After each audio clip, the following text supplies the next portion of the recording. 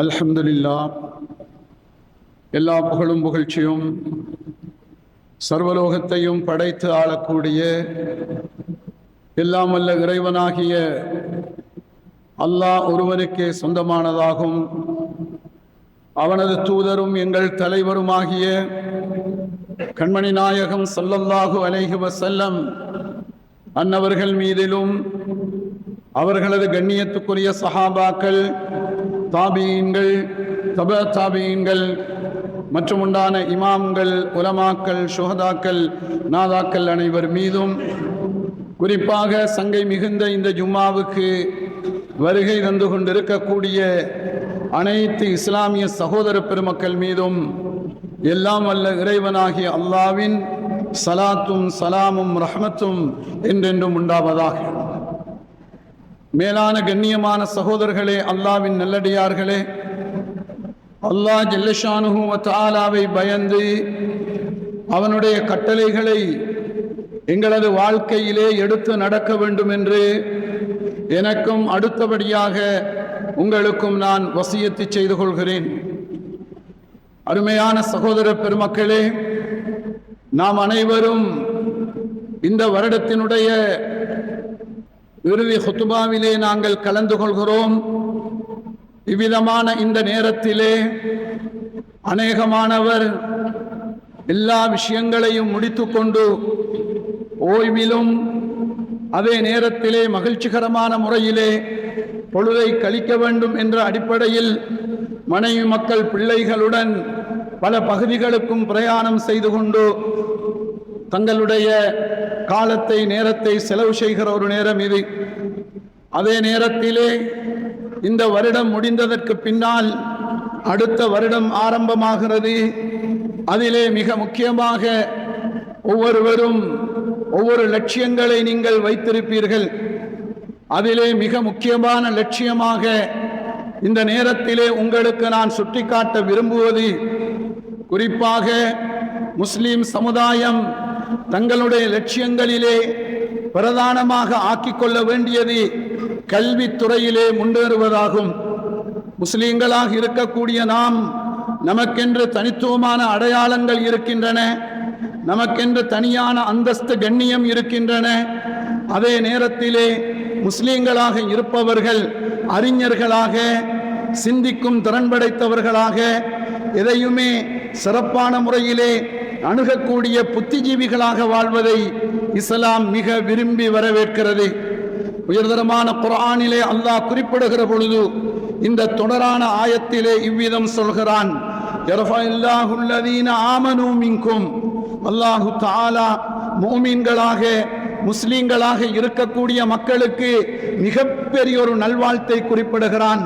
நீங்கள் அத்தனை பேருமே அல்லாஹ்வை நம்பி இருக்கிறீர்கள், அல்லாஹ்வினுடைய வேதமாகிய குர்ஆனை நம்பியிருக்கிறீர்கள், எங்களது உயிரிலும் மேலான கண்மணி நாயகம் ஸல்லல்லாஹு அலைஹி வஸல்லம் அவர்கள் மீது அன்பு வைத்திருக்கிறீர்கள்.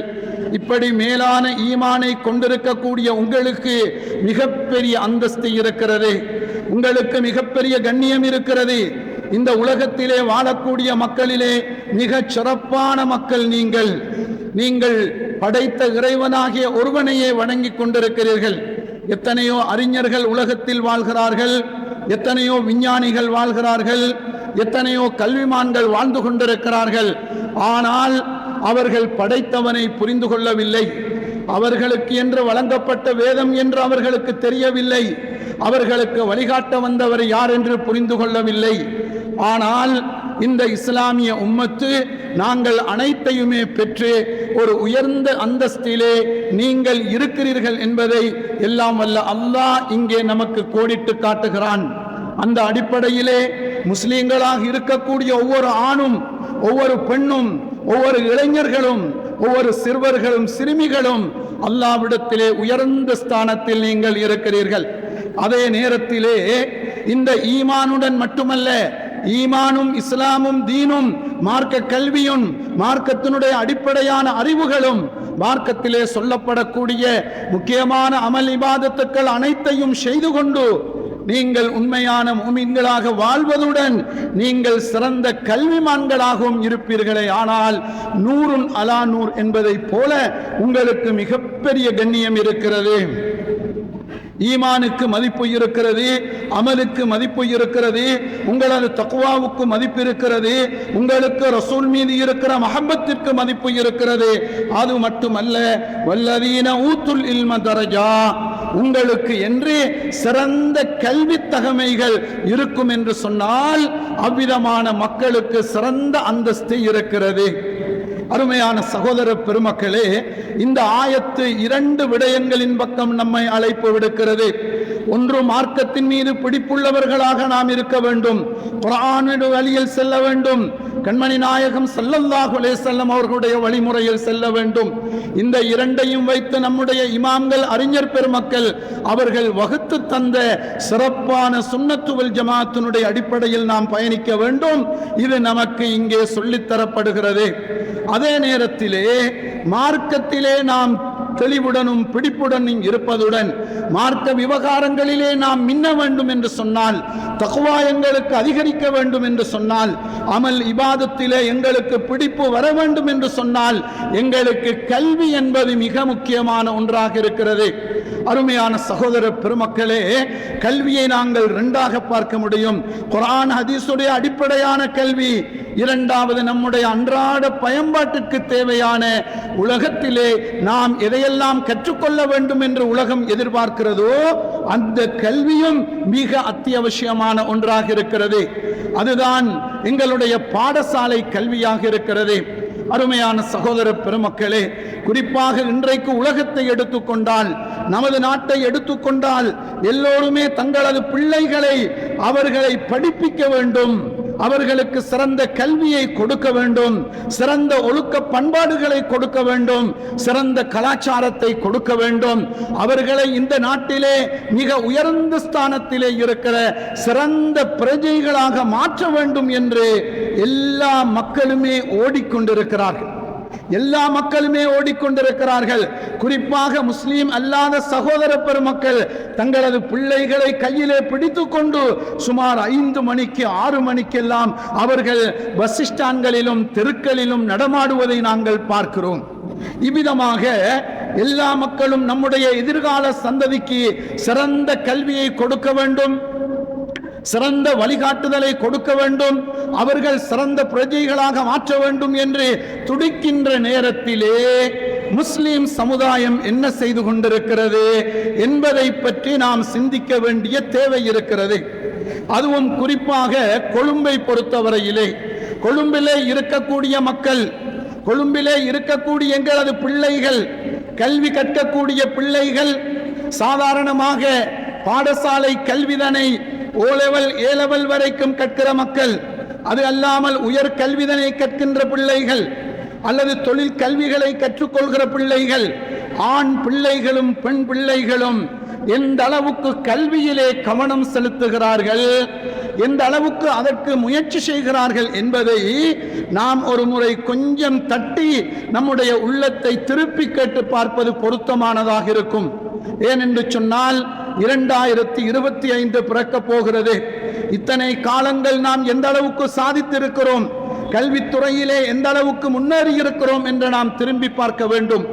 ஏனென்று சொன்னால் கல்வி இல்லை என்றால் வாழ்க்கை இல்லை, கல்வி இல்லை என்று சொன்னால் எதிர்காலம் இல்லை, கல்வி இல்லை என்று சொன்னால் வளமான வாழ்வு இல்லை.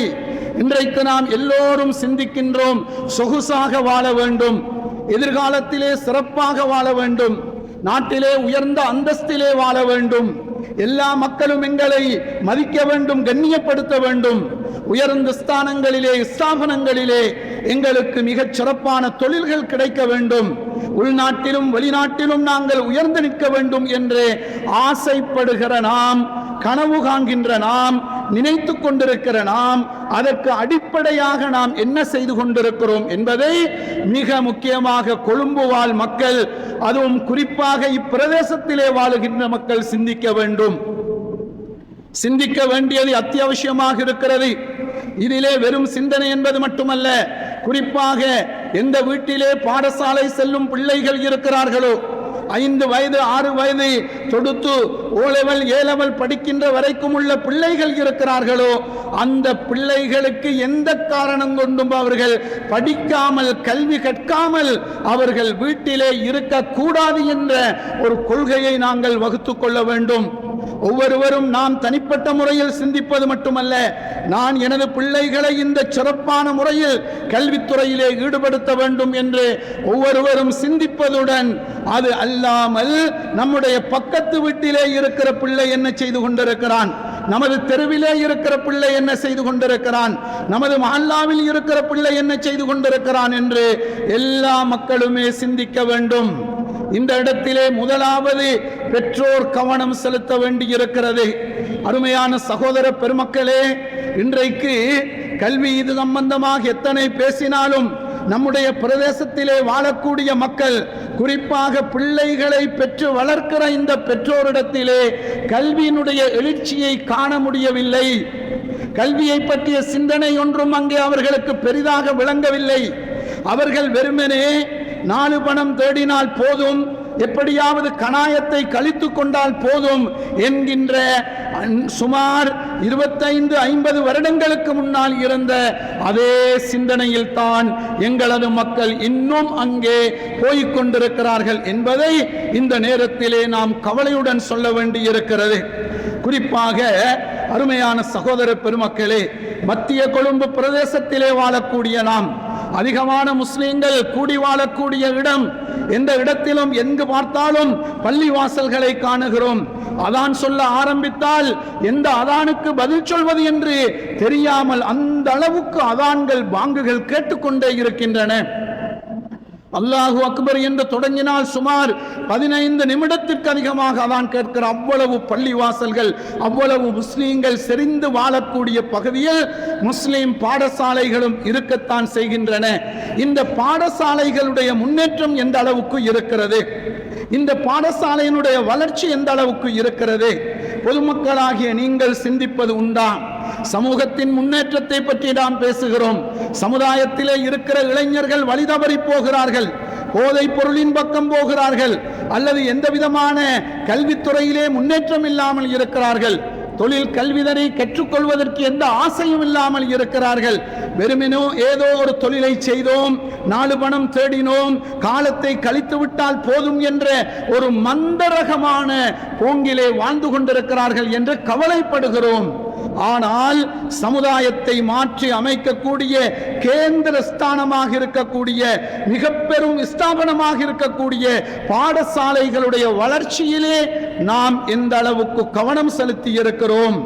இதிலே முதலாவது, ஒரு பாடசாலை வளர வேண்டும் என்றால் அந்த பாடசாலைக்குரிய மாணவர்கள் சரிவர பாடசாலைக்கு செல்ல வேண்டும்.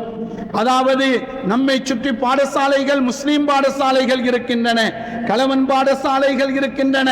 அது அல்லாமல் உங்களுக்கு அண்மையிலேயே இருக்கக்கூடிய ஆண்களுக்கு மட்டும் உரிய பாடசாலையும் இருக்கின்றன.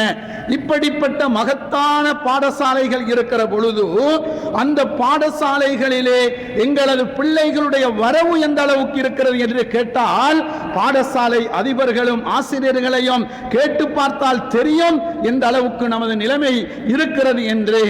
அருமையான சகோதர பெருமக்களே, பிள்ளைகள் பாடசாலைக்கு செல்வதிலே இன்றைக்கு பெற்றோர்கள் கவனம் இல்லாமல் இருக்கிறார்கள்.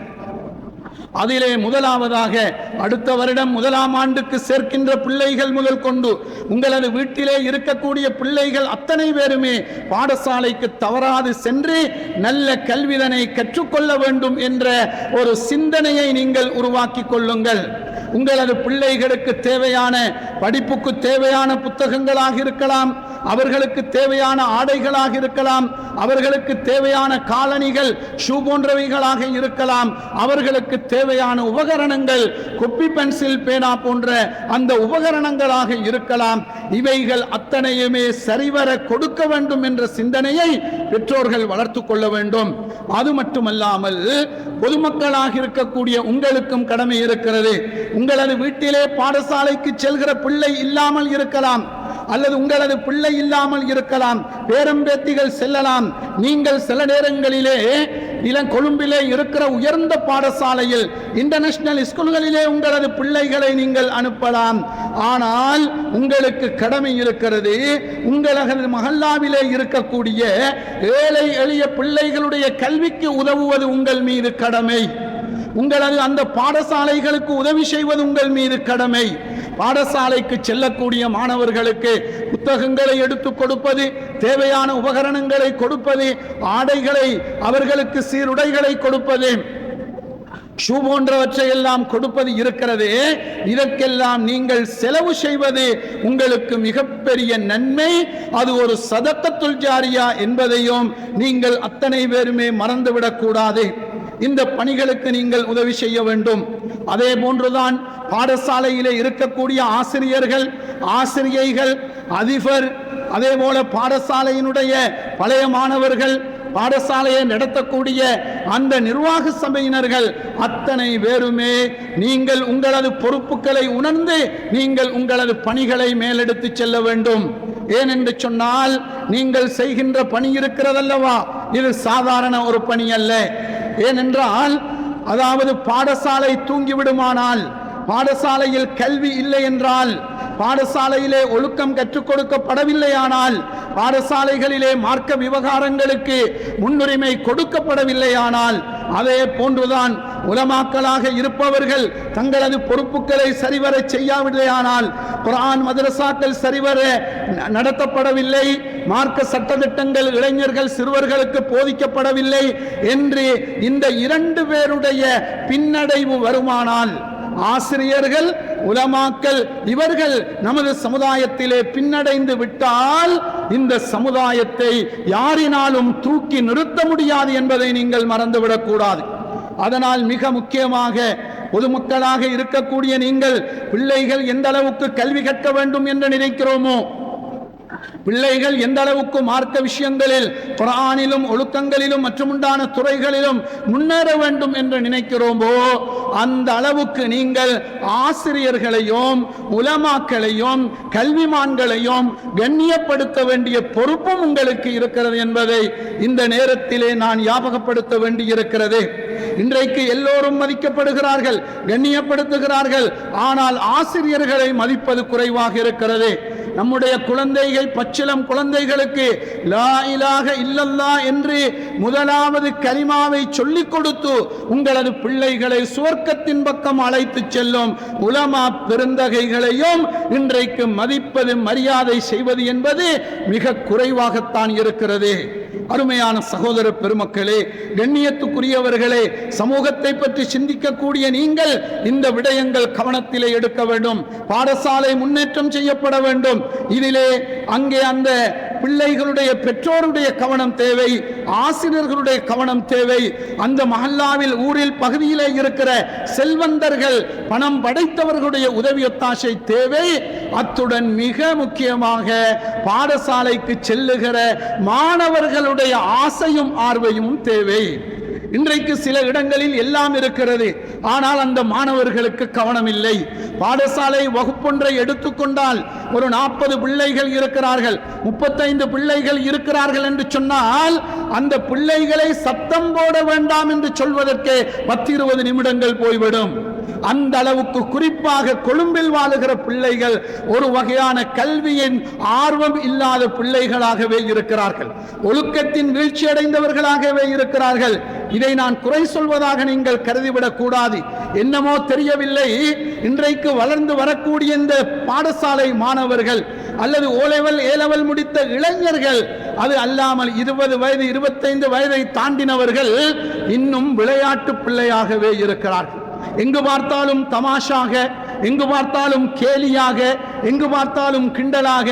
கடைசியிலே எந்த அளவுக்கு என்று சொன்னால் கல்வி கற்றுக் கொடுக்கக்கூடிய ஆசிரியர்களை, ஆசிரியைகளை அல்லது உலமாக்களை கூட அவர்கள் நக்கல் அடிக்கின்ற, கிண்டல் பண்ணுகின்ற, அவமானப்படுத்துகிற ஒரு வகையான அதாவது ஒரு ஷோமு, மிக மோசமான ஒரு பண்பு வளர்ந்து வருகிறது. இது நமது சமூகத்தினுடைய எதிர்காலத்திற்கு ஆரோக்கியமான ஒன்று அல்ல. நமது சமூகத்திற்கு ஒரு ஆரோக்கியமான ஒன்று அல்ல. இன்றைக்கு பிள்ளைகள், அதாவது O லெவல் ரிசல்ட் வருகிறது, A லெவல் ரிசல்ட் வருகிறது, அதிலே பெண் பிள்ளைகள் சுமாராக ஒரு மார்க்ஸ்களை வாங்கி அவர்கள் படித்து இருக்கிறார்கள். ஆனால் ஆண் பிள்ளைகளுடைய நிலைதான் அதோகதியாக இருக்கிறது. ஆண் பிள்ளைகள் குறிப்பாக இஸ்லாத்தை பொறுத்தவரையிலே அர்ரிஜாலு கவ்வாமூன அலன் நிசா, ஆண்களாக இருப்பவர்கள்தான் பெண்களையும் குடும்பத்தையும் வழிநடத்தக்கூடிய சமூகத்தின் தலைவர்களாக இருக்கிறார்கள். நமது சமூகத்தின் தலைவர்களாக வரக்கூடிய இந்த ஆண் பிள்ளைகள் அவர்களிடத்திலே ஒழுக்கம் இல்லாமல் போய்விட்டால், கல்வி இல்லாமல் போய்விட்டால், அவர்களிடத்திலே எதிர்கால நீண்ட தூரநோக்கான சிந்தனை இல்லாமல் போய்விட்டால், எது எப்படி வந்தாலும் சரி நாம் பொழுதை போக்கிவிட்டு போவோம் என்று நினைத்தால், அது இன்றைக்கு 10 வயதாக இருக்கிற பையன் இன்னும் 10 வருடத்திலே அவன்தான் நமது சமூகத்தின் இளைஞன். அவன் அதன் பின்னால் வரக்கூடிய இன்னும் ஒரு 5 வருடத்திலே அவன்தான் நமது சமூகத்திலே பிறக்கிற பிள்ளைக்கு தகப்பன். இப்படிப்பட்டவர்கள் எந்த பொறுப்பற்றவர்களாக, உணர்வற்றவர்களாக, சிந்திக்கும் திறனற்றவர்களாக இருந்தால் நமது சமூகத்தை பற்றி என்ன நினைப்பது? நமது சமூகத்தை அடுத்த பிற மக்கள் என்ன நினைப்பார்கள்? நமது நாட்டிலே வாழக்கூடிய பெரும்பான்மையின மக்கள், அதற்கு அடுத்த ஸ்தானத்திலே இருக்கிற சிறுபான்மை மக்கள், 3வது இடத்திலே இருக்கிற சிறுபான்மை மக்களாக நாம் இருப்பவர்கள் ஏதோ நாம் தேடினோம், திண்டோம், அளித்தோம் என்கிற ஒரு சமூகம்தான் இவர்கள் என்று அவர்கள் கருதி கொண்டிருக்கிறார்கள். இவர்கள் எதற்கும் தகுதியற்றவர்கள் என்று கூட அவர்கள் அண்மை காலங்களிலே பேசுவதை நாங்கள் பார்த்து கொண்டிருக்கிறோம். அருமையான சகோதர பெருமக்களே, நமக்கு தகுதி வர வேண்டும் என்றால் அது அந்த தகுதி வருவது நம்முடைய மார்க்க கல்வியின் மூலமாகவும், அதே நேரத்திலே நம்மிடத்திலே வரக்கூடிய பாடசாலை, உயர்கல்வி, சாதாரண கல்வி, தொழிற்கல்வி, இவைகள் மூலமாகத்தான் என்பதை நீங்கள் ஒவ்வொருவருமே உணர்ந்து கொள்ள கடமைப்பட்டிருக்கிறீர்கள். அந்த 2ம் இருக்குமானால் அந்த தூரநோக்கு சிந்தனை வரும் என்று சொன்னால் நிச்சயமாக எங்களுக்கு சிறந்த எதிர்காலத்தை அமைத்துக் கொள்ள முடியும். அதனால் தான் இந்த ஆயத்திலே ஆரம்பத்திலே அல்லாஹ் ஒழுக்கம் சம்பந்தப்பட்ட சில விஷயங்களை சொல்லிவிட்டு அதற்கு அடுத்து சொல்கிற பொழுது ஈமான் கொண்ட மக்களுக்கு உயர்ந்த அந்தஸ்து இருக்கிறது. நீங்கள் யாரும் சாதாரண மக்கள் அல்ல, நீங்கள் அல்லாஹ்வினுடைய அந்த ஈமானையும் ரசூல் மீதுள்ள மஹப்பத்தையும் வைத்திருக்கிற உயர்ந்த மக்கள். அது மட்டுமல்லாமல் உங்களுக்கு குர்ஆனுடைய, மார்க்கத்தினுடைய சகல துறை கல்விகளும் உங்களுக்கு கொடுக்கப்பட்டு நீங்கள் ஒரு சிறந்த புத்திஜீவியாக இருந்தால் உங்களுக்கு தரஜாத், உயர்ந்த அந்தஸ்துகள் இந்த பூமியிலும் இருக்கிறது, இன்ஷா அல்லாஹ் மறுமையிலும் உங்களுக்கு இருக்கிறது என்பதை நீங்கள் புரிந்து கொள்ள வேண்டும். வல்லாஹு பிமா தஅமலூன ஹபீர். நீங்கள் செய்யக்கூடிய அத்தனை விடயங்களும் அல்லாஹ் அறிந்து கொண்டிருக்கிறான். நீங்கள் யாராக இருந்தாலும் சரி, நீங்கள் கல்விக்கு முக்கியத்துவம் கொடுக்கிறீர்களா, மார்க்கத்திற்கு முக்கியத்துவம் கொடுக்கிறீர்களா, சமுதாயத்திற்கு முக்கியத்துவம் கொடுக்கிறீர்களா, அல்லது சமூகத்தை பற்றி எந்த சிந்தனையில் இருக்கிறீர்கள் என்பதை பற்றி எல்லாம் அல்லாஹ் அறிகிறான். உங்களை அறிந்து உங்களது எண்ணத்துக்கு ஏற்ப அல்லாஹ் உங்களுடன் நடந்து கொள்வான் என்பதை இந்த ஆயத்திலே சொல்கிறான். சூரத்துல் முஜாதலாவிலே 11வது ஆயத்தாக இது வருகிறது. ஆகவே அருமையான சகோதர பெருமக்களே, நாம் அனைவருமே நமது பிள்ளைகளை சிறந்த கல்வி ஞானம் உள்ளவர்களாக, ஒழுக்கம் உள்ளவர்களாக, உலமாக்கல் ஆசிரியர்களை கண்ணியப்படுத்தக்கூடியவர்களாக, நமது குடும்பத்திலே நமது ஊரிலே இருக்கக்கூடிய வயதில் மூத்த மக்களை, வயதில் மூத்தவர்களை கண்ணியப்படுத்தக்கூடியவர்களாக சிறந்த ஒரு பிரஜையை நாங்கள் உருவாக்குவதற்கு முயற்சி செய்வோம். எல்லாம் வல்ல அல்லாஹ் நம் அனைவருக்கும் அதற்கு தௌஃபீக் செய்வானாக. யா அல்லாஹ், எங்களது பாவங்களை மன்னிப்பாயாக, எங்கள் தாய் தந்தையரின் பாவங்களை மன்னிப்பாயாக. யா அல்லாஹ், நமது சமூகத்தை கல்வியிலே உயர்ந்த சமூகமாக மாற்றி அருள்வாயாக, சிறப்பான நல்லொழுக்கம் உள்ள மக்களாக மாற்றி அருள்வாயாக. யா அல்லாஹ், மார்க்கத்திலே தக்வாவையும் ஈமானையும் நிரப்பமாக ஆக்கி கொடுப்பாயாக. அதுபோன்று நல்ல கல்வியையும் நல்ல சிந்தனையும் தொழில்துறைகளையும் வளமான வாழ்வையும் எங்களது மக்களுக்கு நீ கொடுத்தருள்வாயாக. எங்களது இளைஞர்களை சிறந்த இளைஞர்களாக ஆக்குவாயாக, நல்ல கல்விமான்களாக ஆக்குவாயாக. இளம் பெண்களை சிறந்த தாய்மார்களாக, நல்ல அறிவு படைத்த புத்திஜீவிகளாக ஆக்குவாயாக. எங்களுடைய செல்வந்தர்களை தர்ம சிந்தனை படைத்து சமூகத்துக்கு செலவு செய்யும் நல்ல மக்களாக ஆக்குவாயாக. உலமாக்களையும் ஆசிரியர்களையும் அவர்களது பணிகளை சிறப்பாக செய்வதற்கு நீ கிருபை செய்வாயாக. அவர்கள் படுகின்ற கஷ்டங்களுக்கு துன்பங்களுக்குரிய கூலிகளை இம்மையிலும் மறுமையிலும் அவர்களுக்கு வழங்குவாயாக. சமுதாயத்தை கட்டி காக்கக்கூடிய பள்ளிவாசல்கள், மதரசாக்கள், சமூக நிலையங்களுடைய அவற்றை வழிநடத்தக்கூடிய அத்தனை அதிகாரிகள், அத்தனை துறையிலே நிர்வாகத்தில் இருப்பவர்களுக்கும் நீ கிருபை செய்வாயாக. வளமான வாழ்வுதனை நம் அனைவருக்கும் தந்தருள்வாயாக. நீடித்த ஆயுளை தந்தருள்வாயாக. ஆமீன் ஆமீன் யா ரப்பல் ஆலமீன். வ ஆகிரு தஅவானா அனில் ஹம்துலில்லாஹி ரப்பில் ஆலமீன்.